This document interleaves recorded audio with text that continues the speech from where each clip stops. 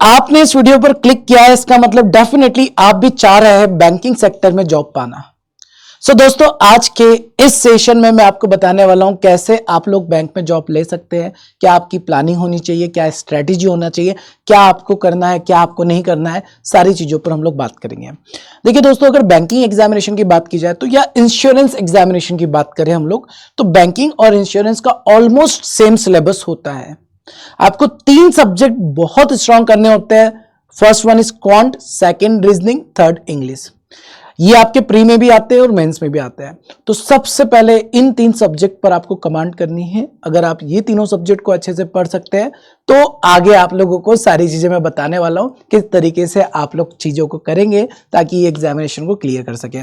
देखिए, एक साल में करीबन 20 से 25 लाख बच्चे ऐसे होते हैं जो बैंकिंग एग्जामिनेशन की तैयारी करते हैं और वैकेंसी आती है थाउजेंड्स में, 10,000, 20,000, 25,000 इतनी वैकेंसी आती है। मतलब कंपटीशन तो है, बट पता है इतने कंपटीशन के बीच में जो सीरियस कैंडिडेट्स होते हैं वो बहुत कम होते हैं।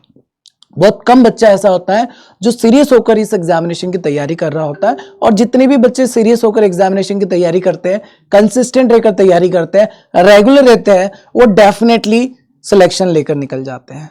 ठीक है, तो आइए वन बाय वन सारी चीजों पर हम लोग बात करते हैं। देखिए, सबसे पहले आप लोग अगर इस एग्जामिनेशन को क्रैक करना चाहते हैं तो आप अपना एक स्टडी प्लान प्रॉपर तरीके से बनाएंगे और डेली वो प्लान को फॉलो करना है आपको। ठीक है, टाइम बाउंड करेंगे, set daily and weekly schedule. आप लोगों को स्केड्यूल बनाना है पहले तो कि यार सब्जेक्ट अगर मेरे पास क्वांट है, इंग्लिश है, ये 3 सब्जेक्ट है, तो इतना टाइम मैं क्वांट को देने वाला हूं, इतना टाइम रीजनिंग को देने वाला, इतना टाइम इंग्लिश को। कुछ बच्चे ऐसे होते हैं जिनका इंग्लिश अच्छा होता है, वो इंग्लिश में डेफिनेटली कम टाइम देंगे। कुछ बच्चे ऐसे होते हैं जिनका इंग्लिश में बहुत ज्यादा वीक होते हैं तो वो इंग्लिश को ज्यादा टाइम देंगे। तो एक प्रॉपर अपना स्केड्यूल बनाएंगे आप लोग, है ना, डेली बेसिस पर भी और वीकली बेसिस पर भी। और ये सबका अपना अपना होता है ना, ऐसा नहीं होता है कि सर आप बनाकर दे दो हमको एक स्केड्यूल तो उसके अकॉर्डिंग हम पढ़ लेंगे। अब मैं अगर अपने अकॉर्डिंग स्केड्यूल बनाऊंगा तो मेरे लिए क्वांट बहुत इजी है, तो मैं रीजनिंग और इंग्लिश को ज्यादा टाइम दूंगा। वैसे ही हो सकता है कि आपके लिए क्वांट डिफिकल्ट हो, आपका इंग्लिश अच्छा हो, तो आप क्वांट को टाइम ज्यादा देंगे। तो अपने अकॉर्डिंग आपको एक स्केड्यूल बनाना है, डेली का जितना टाइम आप पढ़ाई को दे सकते हैं और वीकली के अकॉर्डिंग अपना स्केड्यूल बना लेंगे। ठीक है, क्वांट, रीजनिंग, इंग्लिश, जीए के लिए आप अपना टाइम दे देंगे यहाँ पर। एंड कंप्यूटर अवेयरनेस की अगर दोस्तों बात की जाए तो कंप्यूटर के सवाल केवल आरआरबी, पीओ और क्लरिकल एग्जामिनेशन में ही पूछे जाते हैं। बाकी जितने भी बैंकिंग और इंश्योरेंस एग्जामिनेशन होते हैं वहां पर नहीं के बराबर कंप्यूटर आता है। मतलब अगर आप कंप्यूटर को पढ़ते हैं तो केवल आरआरबी, पीओ, क्लर्क, मेंस में कंप्यूटर के सवाल आते हैं, उसके लिए पढ़ सकते हैं। बाकी आपके जो इंपॉर्टेंट सब्जेक्ट्स होते हैं वो होते हैं क्वांट, रीजनिंग, इंग्लिश एंड जीए। ठीक है, अब जब तैयारी आप स्टार्ट करते हो तो एक बार थोड़ा सा आप सेट हो जाते हो, उसके बाद एक ना मॉक टेस्ट के लिए भी टाइम निकालना स्टार्ट कर दो। होता ऐसा है कि बच्चा पढ़ना स्टार्ट करता है, ठीक है, और पढ़ते पढ़ते ये सोचता है कि एक बार सिलेबस कंप्लीट हो जाएगा फिर मॉक टेस्ट लगाएंगे, सिलेबस कंप्लीट होगा फिर मॉक टेस्ट लगाएंगे, और पता ही नहीं चलता कब एग्जामिनेशन आ जाती है, आपका सिलेबस भी कंप्लीट नहीं होता और मॉक टेस्ट भी नहीं लगा पाते हैं। और बिना मॉक टेस्ट के banking and insurance examination crack करना बेटा बिल्कुल भी आसान नहीं है, क्योंकि बैंकिंग और इंश्योरेंस एग्जामिनेशन में आप टाइम कैसे मैनेज करते हैं ये इंपॉर्टेंट होता है। अगर आपको सारा सवाल भी आता है ना, सारे क्वेश्चंस भी आते हैं, बट अगर आप टाइम मैनेज नहीं कर पा रहे हैं, आपको ये नहीं पता कौन सा पहले करना है कौन सा बाद में करना है, आप सिलेक्शन नहीं ले पाएंगे।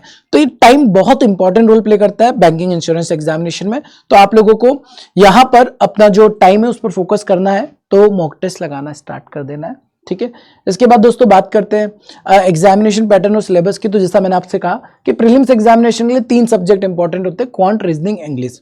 अगर मैं आरआरबी, पीओ और आरआरबी क्लरिकल एग्जामिनेशन की बात करूं तो वहां क्वांट और रीजनिंग ही सब्जेक्ट होते हैं, बट बाकी जितने भी एग्जामिनेशन होते हैं वहां इंग्लिश भी प्रीलिम्स में पूछा जाता है। मेंस की दोस्तों बात की जाए तो general awareness, banking, current affair आपको मेंस में देखने को मिलेगा।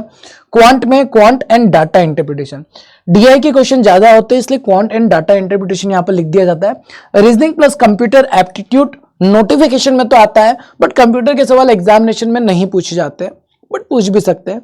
बट पिछले 5-6 साल के पेपर देखेंगे आप लोग तो कंप्यूटर के क्वेश्चन मेंस में पूछे ही नहीं गए। And the last one is English language. इसके अलावा मैंने आपको बताया था कंप्यूटर केवल और केवल आरआरबी, पीओ और क्लरिकल एग्जामिनेशन की मेंस में पूछा जाता है, बाकी एग्जामिनेशन में कंप्यूटर के क्वेश्चंस नहीं आते हैं, तो आप उसके लिए कवर कर सकते हैं, कंप्यूटर को भी मेंस में ऐड कर सकते हैं, पढ़ सकते हैं। ठीक है, एक एक करके हम लोग सारे सब्जेक्ट के बारे में भी बात करेंगे। क्वांट को अगर आपको इंप्रूव करना है तो कैसे करेंगे, देखिए सबसे सिंपल तरीका होता है क्वांट सब्जेक्ट को स्ट्रॉन्ग करने का। सबसे पहले इसमें जितना भी सिलेबस है उसको अच्छे से कंप्लीट करो। क्वांट को अगर हम 3 पार्ट में डिवाइड करते हैं तो एक होता है स्पीड मैथ्स, एक होता है अर्थमेटिक, एक होता है डाटा इंटरप्रिटेशन। पहले आप स्पीड मैथ्स को अच्छे से कंप्लीट करेंगे। स्पीड मैथ्स में टॉपिक्स जो होते हैं, क्वाड्रेटिक इक्वेशन होता है, सिंप्लीफिकेशन होता है, नंबर सीरीज होता है, अप्रोक्सीमेशन होता है, इसको आप कंप्लीट कर लो। इसको कंप्लीट करने में बहुत ज्यादा टाइम नहीं लगता है, 20 से 25 दिनों के अंदर आप इन टॉपिक्स को बहुत अच्छे से कंप्लीट कर सकते हैं और उसके बाद रेगुलर बेसिस पे प्रैक्टिस करना स्टार्ट करना है। देन आप सेकंड जो पार्ट है अर्थमेटिक, उसको कवर करेंगे। अर्थमेटिक में टोटल हमारे 15 to 20 चैप्टर्स होते हैं, ये आपको कंप्लीट करना है। उसके बाद डाटा इंटरप्रिटेशन को आपको कंप्लीट करना होता है। तो एक बार सिलेबस कंप्लीट हो जाता है, जैसे ही आपका स्पीड मैथ्स कंप्लीट हो गया, simplification, number series, quadratic complete हो गया, तो डेली उसके 20-30 क्वेश्चन का प्रैक्टिस करना स्टार्ट कर सकते हैं। सर 20-23 क्वेश्चन का प्रैक्टिस करने में टाइम ज्यादा तो नहीं लगेगा? बिल्कुल भी नहीं। स्पीड मैथ्स में क्वेश्चन को प्रैक्टिस करने में हार्डली आपको 30 क्वेश्चन करने में 30 मिनट का टाइम लगेगा। आधे घंटे का टाइम निकालकर आप रेगुलर बेसिस पे प्रैक्टिस कर सकते हैं, जिससे आपका स्पीड मैथ्स में कमांड बन जाएगा। यहाँ आपके पूरे नंबर आएंगे, कॉन्फिडेंस अपने आप आएगा। अर्थमेटिक और डीआई को फिर पढ़ना रहेगा केवल, क्योंकि स्पीड मैथ्स स्कोरिंग हो जाता है बैंकिंग एग्जामिनेशन के लिए। ठीक है, तो स्पीड और एक्यूरेसी पे आपको काम करना है। पहले आप लोग ना काम करेंगे एक्यूरेसी के ऊपर।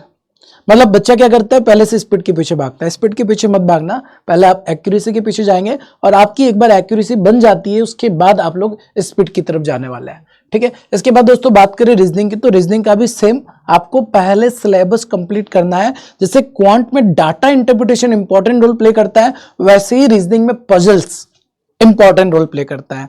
बाकी जो चैप्टर्स होते हैं, जैसे हम लोग बात करें सिलोजिज्म की बात करें, इनइक्वालिटी की बात करें, कोडिंग डिकोडिंग की बात करें, ब्लड रिलेशन की बात करें, तो ये चैप्टर्स आप लोगों को कंप्लीट करने हैं। और ये चैप्टर्स कंप्लीट होने के बाद पजल्स की जितनी ज्यादा हो सके प्रैक्टिस करना है, क्योंकि सिलोजिज्म के क्वेश्चन आप बना लेंगे, इनइक्वालिटी के क्वेश्चन भी आप बना लेंगे, कोडिंग डिकोडिंग भी बना लेंगे, पजल्स में बच्चा फंसता है।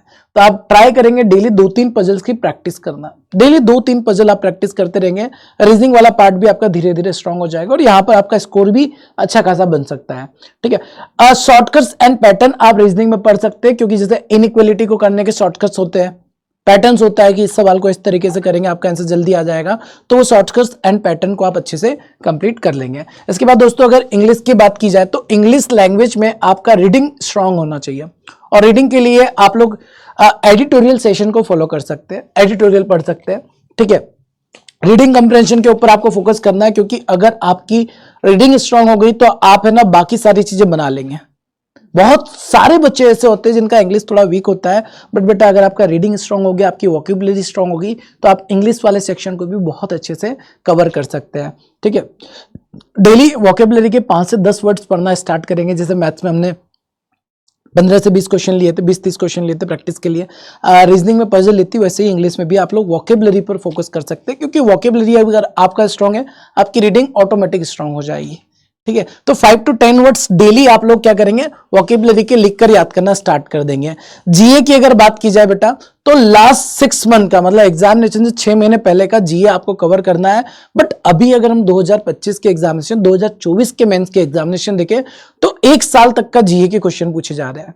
तो 6 मंथ तो पहले आपको कंप्लीट करना ही है। लास्ट 6 मंथ के जितना भी करंट अफेयर है पहले ये कंप्लीट करेंगे, और ये कंप्लीट होने के बाद जो भी इंपॉर्टेंट चीजें रही है पूरे 1 साल के अंदर, वो भी आपको कवर करनी पड़ेगी। अब अगर आप बैंक में जीए में अच्छा स्कोर करना चाहते हैं तो इसके अलावा बैंकिंग अवेयरनेस जो एंड स्टैटिक जीके तो आप पढ़ सकते हैं, मतलब इसमें कोई चेंजेस नहीं होते हैं। करंट अफेयर में चेंजेस होंगे वो आप अलग पढ़ेंगे, और इसका बैंकिंग अवेयरनेस और स्टैटिक जीके अलग से पार्ट आपको कवर करना होगा। ठीक है, इसके बाद दोस्तों बात करते हैं कंप्यूटर अवेयरनेस की। तो कंप्यूटर में बेसिक चीजें ही पूछी जाती है। बेसिक कंप्यूटर अगर आप कवर कर लेंगे तो कंप्यूटर वाला पार्ट भी कंप्लीट हो जाएगा आपका। ठीक है, चलिए तो 5 से 10 एमसीक्यू लगाना स्टार्ट कर दो, शॉर्ट नोट्स बना लो तो काम हो जाएगा। कंप्यूटर में से रफ एंड टफ क्वेश्चन नहीं पूछे जाता है। ठीक है, फोर्थ आप लोग देखो, जैसे ही सिलेबस कंप्लीट होता है, हमने एक बार सिलेबस पूरा अच्छे से कंप्लीट कर दिया, उसके बाद मॉक टेस्ट और प्रैक्टिस करना स्टार्ट करो। मॉक टेस्ट बहुत इंपॉर्टेंट होता है अगर आप बैंक एग्जामिनेशन क्लियर करना चाहते हैं, तो फुल मॉक टेस्ट लगाना स्टार्ट करो एवरी 2 to 3 डेज। मतलब जैसे ही आपने सिलेबस पढ़ना स्टार्ट किया, 1 महीना हो गया, 1 महीने के बाद आप 2-3 दिन के गैप में मॉक टेस्ट लगाना स्टार्ट करो, और उसमें एनालिसिस ये करना है आपने जो पढ़ा है, क्या आप वो जो पढ़ा है उसके क्वेश्चन बना पा रहे हैं। अगर नहीं बना पा रहे हैं मतलब कहीं ना कहीं कोई चैलेंज है, उसको आप देखिए, उसको आप अच्छे से कवर कीजिए, आगे बढ़िए।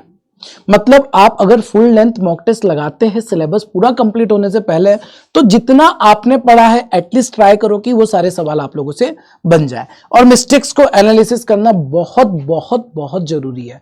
मतलब पता चला एक ही मिस्टेक बार बार किए जा रहे हो, तो वहां पर रुकना है, यार ये मिस्टेक हुआ है, अगली बार ये मिस्टेक नहीं होना है। और इस एग्जामिनेशन को वही बच्चा क्रैक करता है जो सेम गलतियां बार बार नहीं करता है। इसलिए अपनी गलतियों पर काम करना शुरू कर देना, ठीक है। और जो आपका वीक पार्ट है उसको आपको स्ट्रांग करना होगा, ठीक। रिवीजन रेगुलर बेसिस पे करना स्टार्ट करो।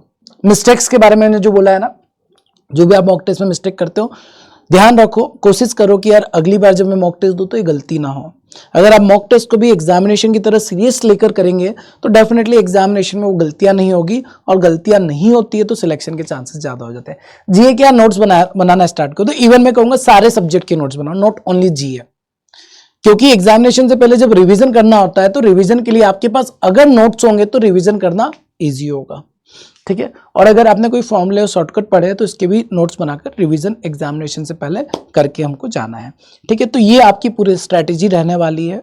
बस आपने एक बार पूरा अच्छे से एक प्लानर अपना बना लेना है, एक स्केड्यूल बना लेना है जिसको आपको मतलब बोल सकते कंसिस्टेंट फॉलो करना है, ठीक है। सेकंड, सिलेबस टाइमली कंप्लीट करना है। मतलब पहले ये मत सोचना कि बन रहा है नहीं बन रहा है, पहले फोकस आपका होना चाहिए सिलेबस कंप्लीट करने के ऊपर, कि एक बार मैं पूरा सिलेबस कंप्लीट कर लेता हूं हर एक सब्जेक्ट का।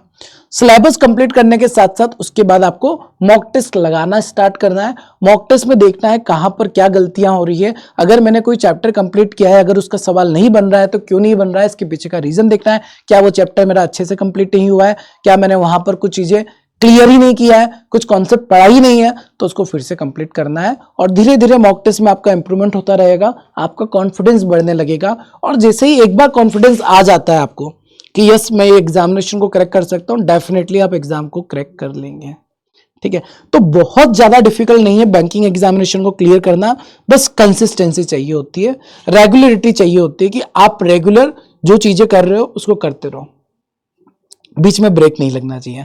90% बच्चा बैंकिंग की जो तैयारी करता है बीच में ब्रेक आ जाता है, क्योंकि ग्रेजुएशन तो कंप्लीट हो चुका है। कॉम्पिटिटिव एग्जामिनेशन में बीच में ब्रेक लगना मतलब एक नॉर्मल सी बात होगी बच्चों के लिए। अगर आप ब्रेक नहीं लगाते बीच में, कंटिन्यूस पढ़ते रहते हो, तो डेफिनेटली सिलेक्शन लेना बेटा एकदम आसान हो जाता है। आप मैथ्स बैकग्राउंड से हो नहीं हो इसलिए कोई मैटर नहीं करता है।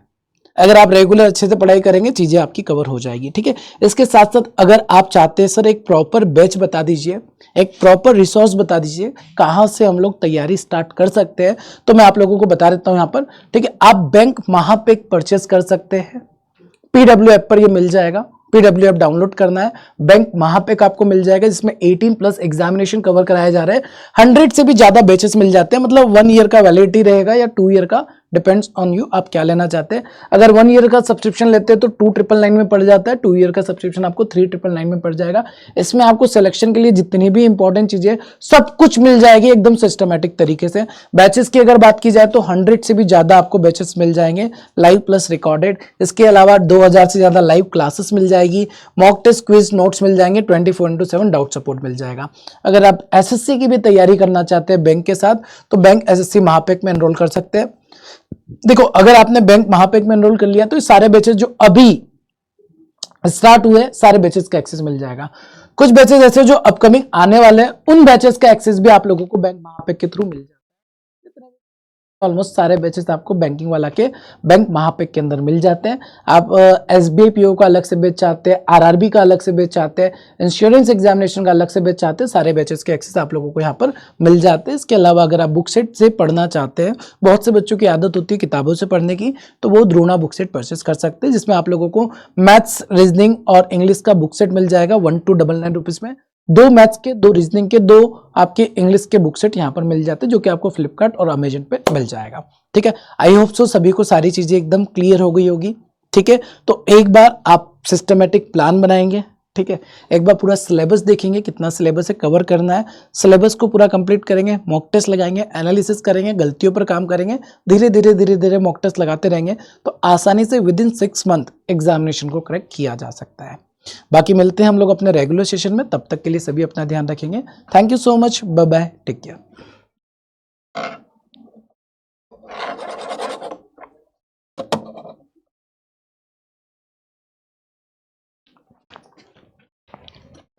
हो गया।